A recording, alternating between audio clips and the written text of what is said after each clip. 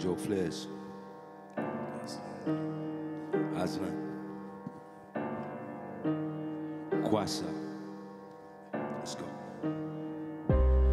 Hanya dengan bayangan saja kita kurang gunakan akal. Cita-cita nak ke hujung dunia, hanya nak mencari kuasa. Bintang tak boleh bersinar, bersinar tanpa kegelapan. Kami hanya ingin bebas, hanya nak mencari kuasa. Nak cari kuasa, nak cari kuasa, nak cari kuasa. Joe Flash.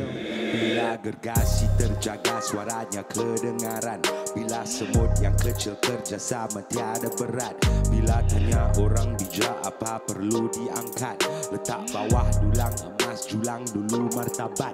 Pulangkan dakwat tak pernah tulis dan ukir sejarah benar, jangan kau berhenti memahat. Lekas bangun dari lena dan berlari terus ke garis tertamat. Semua bermula dengan satu langkah berbekal hanya kudrat. Entah wakal dengan izinnya ku percaya semuanya pastikan selamat. Hanya dengan bayangan saja kita kurang gunakan akal. Cita-cita nak ke hujung dunia, hanya nak mencari kuasa. Bintang tak boleh bersinar, bersinar tanpa kegelapan.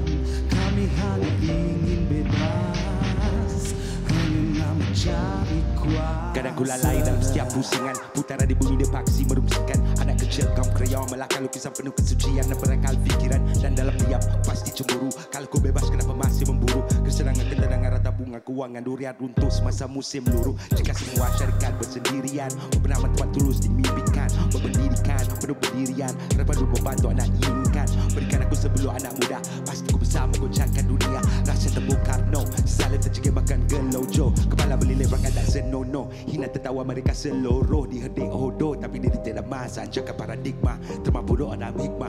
Dan bila kebenaran mencuci sebuah fitnah, lekaplah mukadimah. Dan bila yang ditindas akhirnya bertahta, mereka akan merasa kuasa. Hanya dengan bayangan saja kita kurang gunakan akal. Cita-cita nak ke ujung dunia, hanya nak mencari kuasa. Bintang tak boleh bersinar, bersinar tanpa kegelapan. Kami hanya ingin bebas, hanya nak mencari kuasa. Azlan, Joe Flash. sebuah place. Ya know.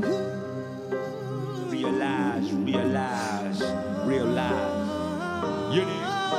Berikan aku 10 anak muda, bisa mengguncangkan dunia.